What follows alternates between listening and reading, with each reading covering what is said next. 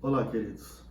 Estamos procedendo então ao nosso compartilhamento das aulas da IBD. A gente está numa sequência. Por esse período, estamos trabalhando o módulo Como Descobrir e Fazer a Vontade de Deus. A gente vai trabalhar hoje a sequência da nossa quinta aula. Para aqueles que estão nos acompanhando, tivemos o final da quarta aula semana passada e avançamos um pouco até a quinta aula. E o que a gente vai fazer hoje, então, é procurar completar o ciclo da quinta aula.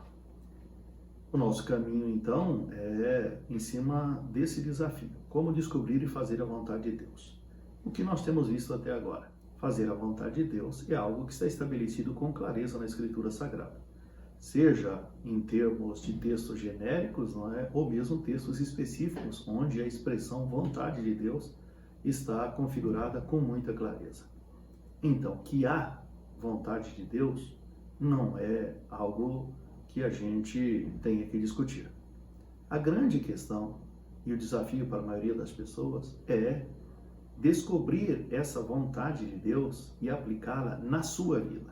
Até porque a nossa tendência é, à medida que lemos os textos sagrados, ainda que falem da vontade de Deus, nossa tendência é pensar que essa vontade de Deus se aplica às outras pessoas.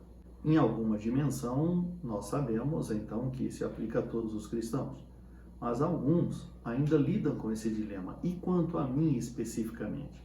Há uma vontade de Deus específica, pré-determinada, no meu caso, para cada uma das situações com as quais eu lido?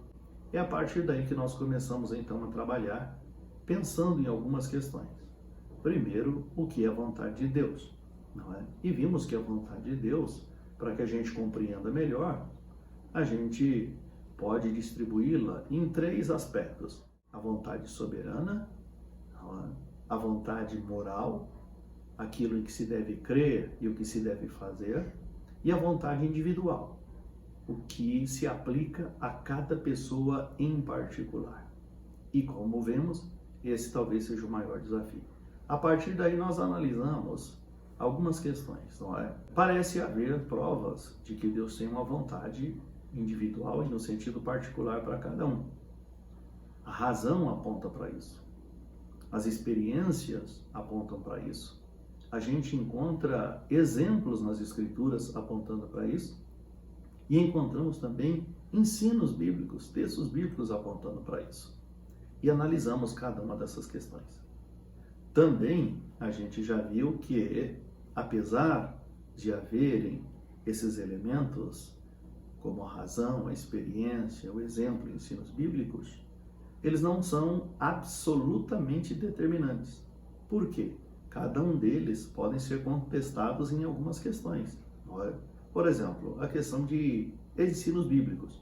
Sim, existe um ensino bíblico a respeito da vontade de Deus, mas os textos onde esses ensinos se enquadram, eles dizem respeito à particularidade, à persona individual, ou eles dizem respeito ao corpo de cristãos ou à prática dos cristãos, de quem quer que seja cristão? Será que algum texto bíblico, algum exemplo bíblico aponta determinantemente para o fato de que Deus tem uma vontade para o Joaquim, outra para o Francisco, outra para a Maria, outra para a Joaquina e assim por diante, e que sejam independentes, desconectados de cada um?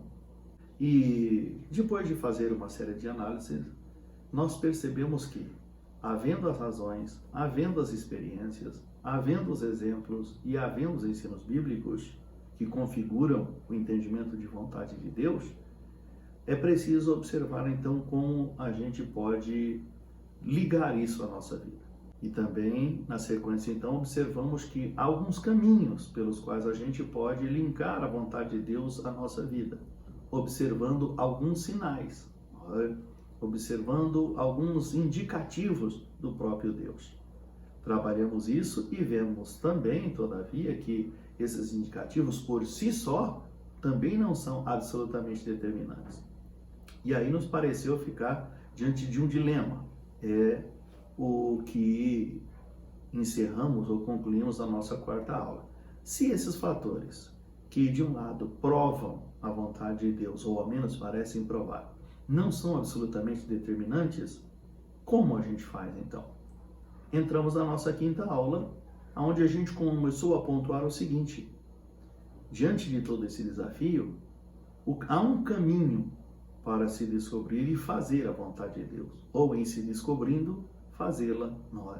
E esse caminho é o que a gente chama de caminho da sabedoria. O caminho da sabedoria está no uso adequado da liberdade de escolha. E esse é um fator que a gente encontra com muita clareza na Bíblia. Liberdade de escolha. Com algumas restrições, sim, mas com simplicidade e concisão. Se a gente pudesse dizer de uma maneira bem genérica, faça o que quiser, porém obedeça às restrições. Por que isso é importante? Porque mesmo no âmbito comum da vida, a formulação eficaz das leis exige a pressuposição da liberdade de escolha, daquilo que teologicamente é chamado de livre-arbítrio, dentro, naturalmente, de limitações pré-determinadas. Se você olhar a lei de Moisés, por exemplo, e relacionar isso às leis que já existiam no Oriente Antigo, você vai observar uma coisa interessante. As leis do Oriente Antigo, de maneira geral, daquela época que se tem conhecimento, elas trabalhavam quase todos os detalhes da vida. A lei de Moisés, que a gente chama, os mandamentos que o Senhor deu a Moisés para serem transmitidos ao povo, na verdade, só tem especificidades nas questões cerimoniais. No que diz respeito à vida, à condução da vida, a lei do Senhor é baseada em princípios. De forma que nós temos, então, 10 princípios, e a partir daí, então, a forma como se deve aplicá-los à vida. Temos trabalhado isso e pensado nesses dias, que com base nessa diferença é que nós seguimos o nosso caminho no sentido de descobrir e fazer a vontade de Deus. A gente observou que Deus trabalha com o seu povo a partir de quando concedeu a lei a Israel, que foi simplesmente num caminho de um lado, assegurar a liberdade do povo e, de outro lado, regulamentar essa liberdade. Então, não chega a ser com especificidades, no que diz respeito à rotina da vida. Volto a repetir, as especificidades que se tem nas Escrituras quanto às determinações de Deus para o seu povo tem muito mais a ver com o cerimonial, com o ritualismo, não com a forma de vida, a rotina de vida. Então, Deus trabalhou de um lado, para assegurar a liberdade, as orientações de Deus, as leis de Deus vão nesse caminho. De um lado, assegurar a liberdade de escolha do povo, de tomada de decisão. E de outro lado, inclusive para ajudar nisso, regulamentar isso com ações sociais, com ações civis e com ações religiosas. De maneira que o princípio da liberdade está, de certa forma, incluso, inerente à natureza das leis. De forma que, hoje, diante de todas as questões, os desafios com os quais nós nos deparamos, este é o caminho da sabedoria. Como descobrir e fazer a vontade de Deus? Fazendo o uso adequado da liberdade de escolha. Nós estamos diante de avanços científicos e tecnológicos, trazendo a nós alternativas, opções, ferramentas, recursos das mais variadas naturezas, a maioria das quais há relativamente curto tempo atrás nem se fazia ideia. Essas coisas todas, em alguns momentos, elas nos apresentam alguns dilemas. É lícito ao cristão fazer uso de todas elas? E como fazer uso de todas elas? Bom, você não vai encontrar, naturalmente não vai encontrar textos bíblicos especificamente falando, por exemplo, sobre o uso do computador, sobre o uso da internet e coisas dessa natureza. Mesmo uma coisa que nos parece tão comum, por exemplo, na área de esporte. Alguns de nós sabem que há um bom tempo atrás, em alguns lugares até hoje, em muitos círculos cristãos, o esporte do futebol, por exemplo, era visto como pecaminoso. Jogar bola é pecado. Quem já não ouviu isso ou já não viveu sobre essa regra? Bom, mas aí a gente precisa observar o seguinte: jogar bola sempre esteve presente na história da humanidade? O futebol é uma coisa que desde sempre esteve? Não, naturalmente você sabe que houve um tempo na história em que o jogo foi inventado ou trazido à luz, não é? E de certa forma da história moderna, não da história antiga. Você vai encontrar algum texto na Bíblia que fale algo sobre o jogo de futebol, sobre jogar bola, coisa assim? Não vai. Como as pessoas se posicionaram ou podem se posicionar então? Não vamos entrar nas discussões de métodos, não é? Das questões litúrgicas ou de leis de cada grupo religioso. Mas o nosso pensamento aqui genérico com o qual estamos trabalhando e como descobrir e fazer a vontade de Deus no aspecto individual.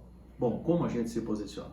Se não há textos bíblicos, se não há exemplo bíblico específico, se não há um ensino bíblico específico.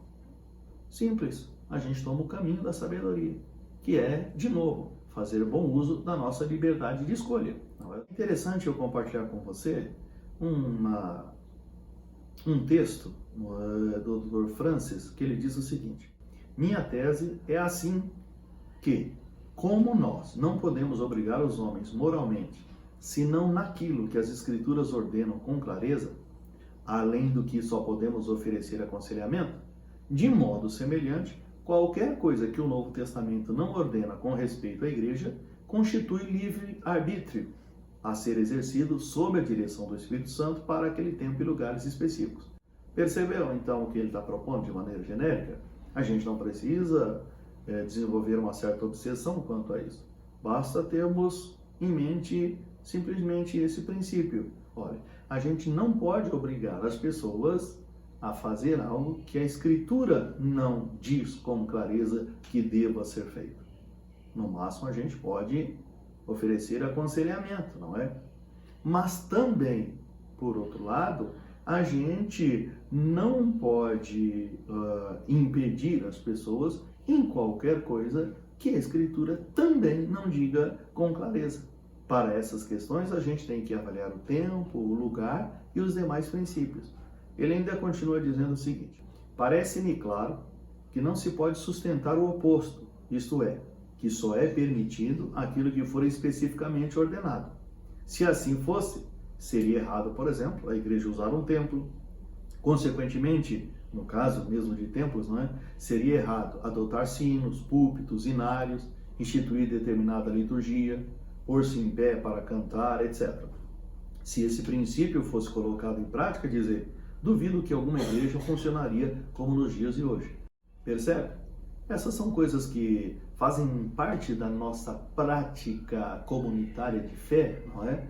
Mas você não vai encontrar nada na Escritura dizendo a respeito de que dia se deve reunir, que horário, duração de reunião, como deve ser um programa de culto, se as pessoas devem ter banco, se elas devem ter cadeira, se tem púlpito, se não tem, se tem inário, se não tem. Você não vai encontrar textos específicos. E aí você pode observar que não é, a diversidade de igrejas, de comunidades religiosas que temos, também implica numa diversidade de maneira de fazer isso. Qual está errado e qual está certo? Há uma vontade de Deus para cada uma delas? Não. Você vai pelo caminho da sabedoria. Conhecendo a palavra de Deus na medida do seu conhecimento, então você faz a sua escolha a respeito de cada uma dessas questões. Bom, algumas pessoas podem ainda ficar preocupadas quanto à questão do pecado, mas eu estou pecando? O que é pecado? De maneira simples, a gente pode dizer que pecado é simplesmente a quebra da lei de Deus, não é? Na primeira carta de João, capítulo 3, verso 4, a gente tem com clareza o seguinte: todo aquele que pratica o pecado também transgride a lei, porque o pecado é a transgressão da lei. Simples. Então, quebrou a lei é pecado. Isso nos leva a um outro entendimento que a gente chama de entendimento reverso, que Paulo pontua quando escreve aos Romanos, no capítulo 4, verso 15. E ele diz, onde não há lei, também não há transgressão. Percebeu? O pecado, então a pessoa deve estar preocupada quanto a cometer pecado. Então, o que é pecado? Pecado é a quebra da lei, a transgressão da lei. Bom, então, havendo a lei e ela sendo quebrada, desobedecida, constitui o pecado. Havendo uma determinação de Deus a respeito de alguma questão, desobedecendo-se essa determinação, transgredindo-se, cometeu-se o pecado. Logo, onde não há uma determinação, não há uma lei, não há um pecado, porque não houve uma quebra. Você não pode quebrar uma lei que não existe. Para a gente seguir o caminho que estamos trilhando em nossa reflexão a cada aula, a gente poderia usar uma outra expressão para configurar pecado. Pecado é ferir a vontade moral de Deus. Por quê? Porque a lei de Deus, as determinações de Deus, quanto ao que se deve crer e ao modo que se deve viver, estão contidas na sua palavra. Procedimentos de vida têm a ver com moralidade. É por isso que a gente diz a vontade moral de Deus. E ela está estabelecida na sua palavra. Esta é a lei de Deus. Então, o que se configura pecado?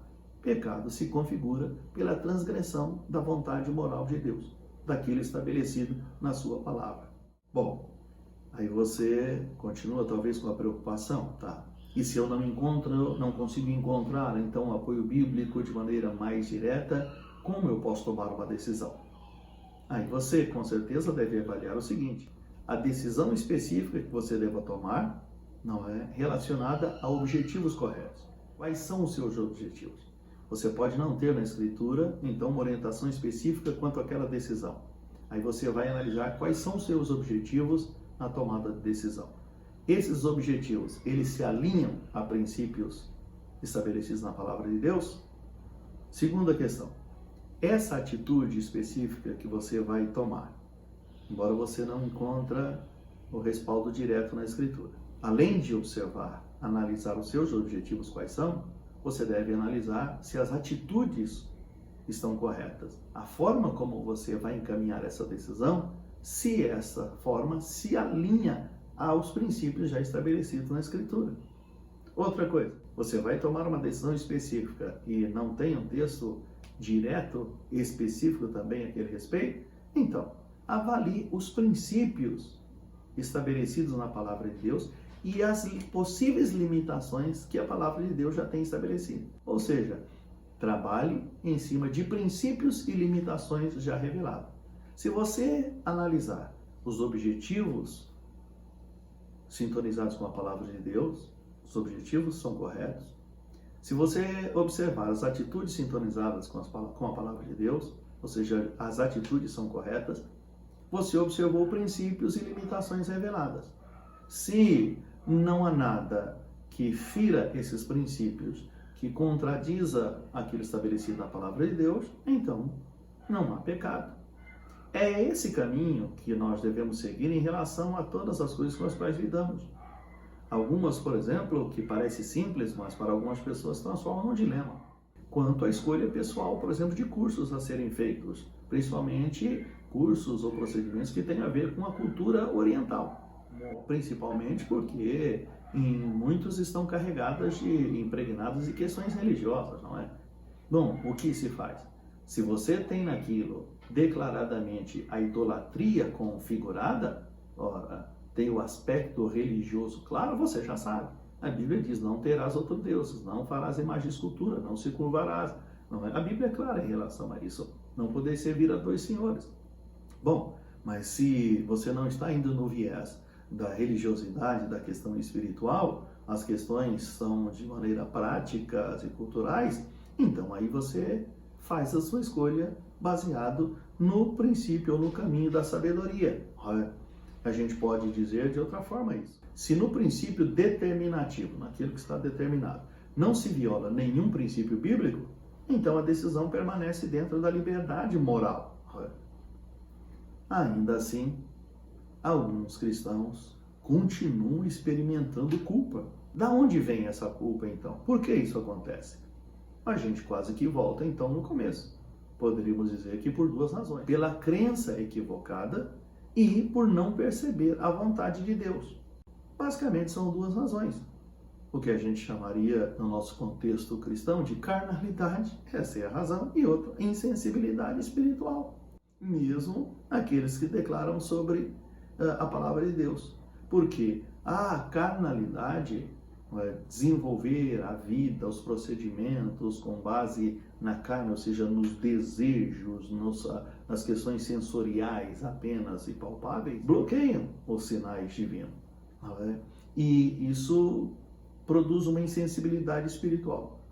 A insensibilidade espiritual é a incapacidade, então, de perceber Deus. Logo, se vai haver um desvio, até um extravio, como você queira, da vontade de Deus. Mas a gente pode perceber com clareza na Escritura que Deus não quer que a gente sofra esse tipo de culpa. Aí então a gente pode ajustar as coisas talvez para um caminho de maior simplicidade, entendendo o seguinte: se a lei não coloca restrições, então você tem liberdade moral.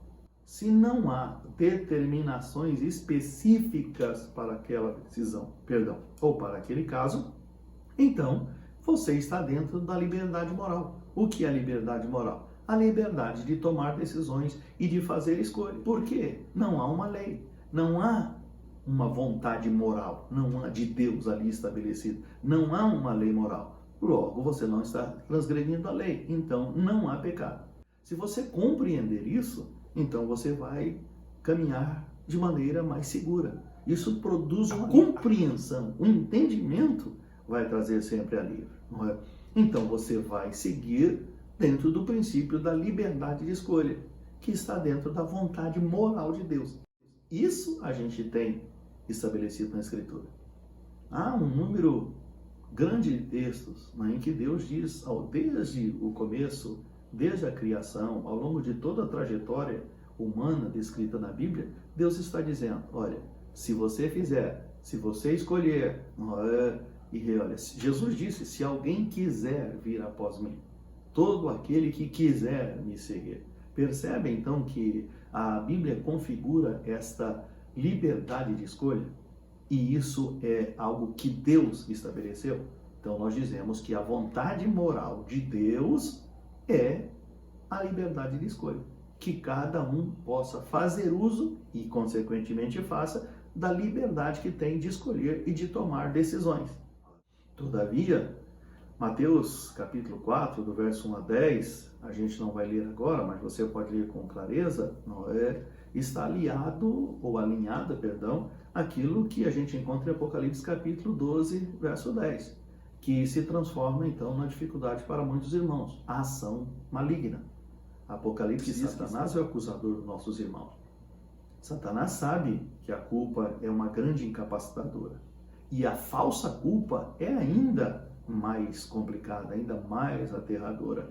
É por isso que Satanás joga e conta com isso, né? Com a ignorância e a confusão.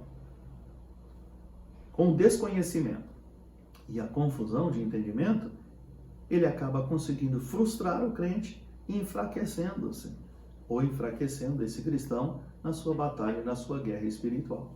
Você não pode permitir que isso aconteça. E como você não permite que isso aconteça? Simples. Perceba que as coisas são sempre simples, não é?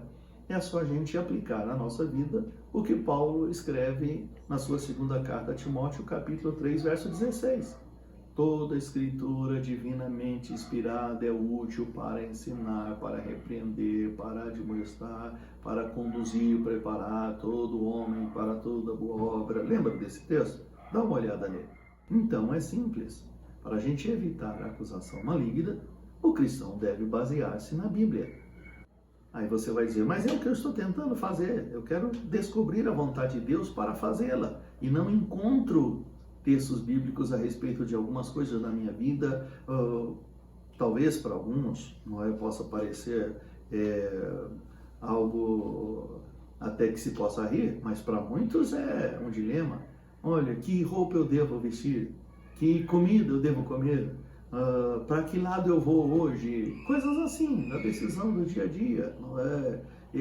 Qual é o emprego para mim? Qual é a profissão? Qual a pessoa com quem eu vou me casar? Que lugar eu faço o meu casamento? Que lugar eu mudo? Em que lugar eu vou morar? Algumas pessoas lidam com um dilema muito grande, preocupadas em que algumas decisões que elas tomem nessa direção possam fazê-las pecar contra Deus, possam fazê-las estar fora da vontade de Deus. E alguns lidam com uma angústia muito forte no coração. É aí então que a gente mantém esse caminho, o caminho da sabedoria. Naquilo que a Bíblia não é específica, a gente tem liberdade de escolha. Bom, e como a gente vai escolher se não é específico? Há princípios, há orientações que Deus já estabeleceu e nós as observamos. Se aquilo que nós conhecemos dos princípios não limitam, então a gente está livre. Se há algum limitador, então aí a gente deve observá-lo. Vamos ver, por exemplo, quem sabe nos ajuda, voltar ao Éden. Lembra o princípio da criação, o jardim, não é? A gente vai encontrar, na primeira ordem de Deus, a gente vai encontrar a questão do plano original de Deus para a humanidade. Para a gente não fazer uma leitura extensa, basta a gente pontuar 2 versos do capítulo 2 de Gênesis.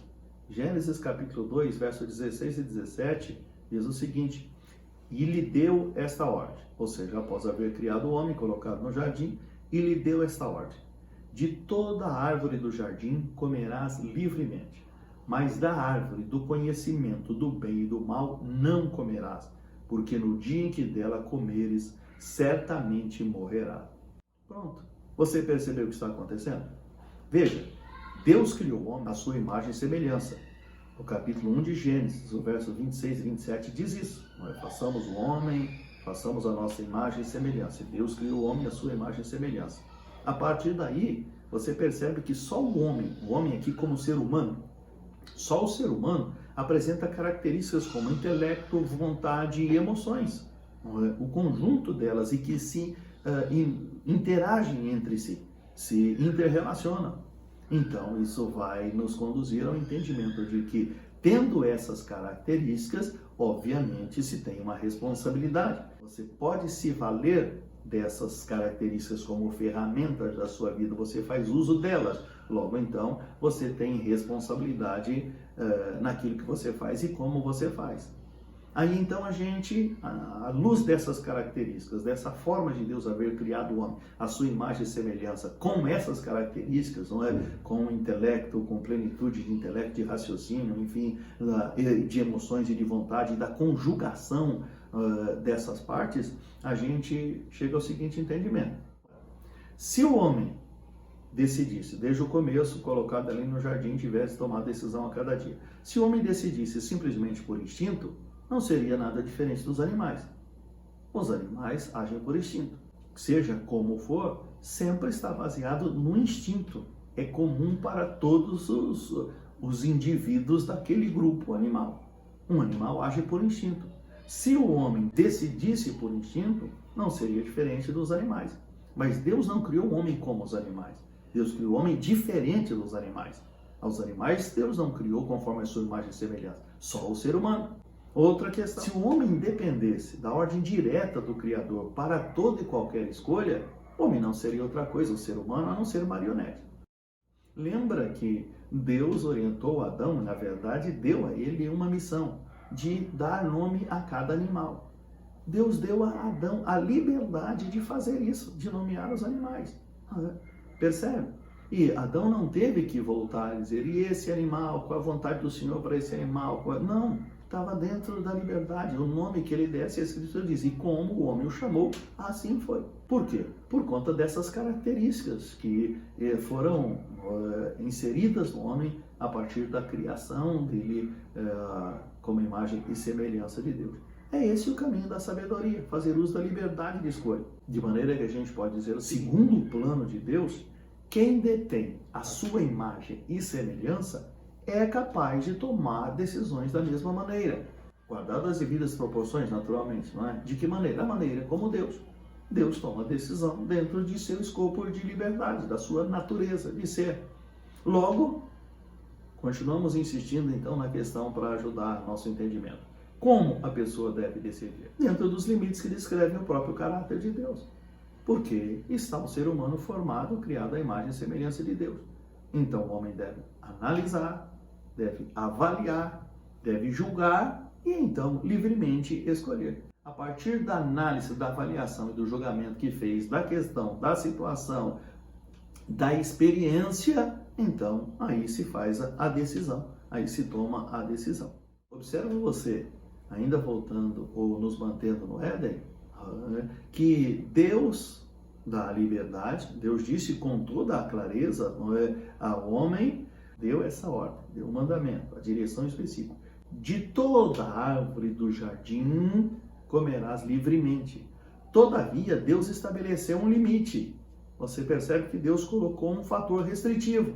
Deus declara a extensão da liberdade. De toda árvore que há no jardim, comerás livremente. Essa é a extensão. Agora, perceba que, na seguida, Deus apresenta uma única restrição com consequências. Deus disse o quê? Deus disse ao homem que tão somente, então, da árvore do conhecimento do bem e do mal, do fruto dessa árvore, não se deveria comer. Então, o que nós temos aqui? Com clareza, essa limitação. Alguns, baseados no capítulo 3, como o próprio diabo sugeriu a Eva, não é?